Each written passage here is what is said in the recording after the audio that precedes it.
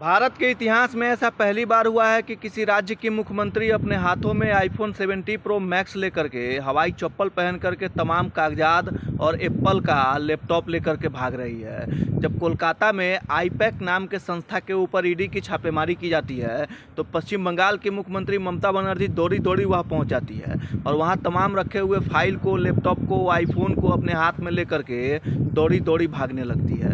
भाई साहब, ये भारत के इतिहास में ऐसा पहली बार हुआ है कि किसी राज्य की मुख्यमंत्री आईफोन 70 प्रो मैक्स और एप्पल का लैपटॉप लेकर के भाग रही है, वो भी जब ईडी का छापामारी होता है तब। ईडी की तरफ से ये आरोप लगाया गया है कि आईपैक नाम की जो संस्था है, पॉलिटिकल कंसल्टेंसी के नाम से ये संस्था चलता है जो राजनीतिक सलाह देता है। ईडी को ये शक है कि इस संस्था में सैकड़ों करोड़ों रुपए के अवैध तरीके से लेन देन किया जा रहा है। हालांकि आने वाले समय में बंगाल में विधानसभा का चुनाव है और ईडी को ये शक है कि उस संस्था के जरिए सैकड़ों करोड़ों का अवैध तरीके से लेन देन हो रहा है। और ये जो आईपैक संस्था है, जिसको पॉलिटिकल कंसल्टेंसी के नाम से भी जाना जाता है, इस आईपैक संस्था को बनाने वाले प्रशांत किशोर है। वही प्रशांत किशोर है जो बिहार विधानसभा चुनाव में शून्य की खोज किया था।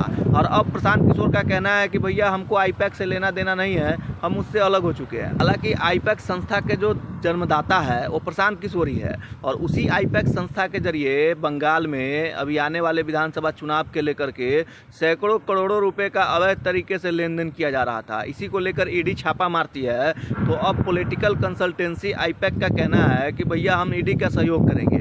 वैसे इतिहास में ये पहली बार हुआ है कि भारत में किसी राज्य की महिला मुख्यमंत्री मतलब ईडी की छापेमारी में दौड़ी दौड़ी अपने कार्यालय पहुंचती है, उस आईपैक संस्था के कार्यालय पहुंचती है, आईफोन 70 प्रो मैक्स, तमाम कागजात और एप्पल का लैपटॉप लेकर के वो भाग जाती है। जरा सोचिए।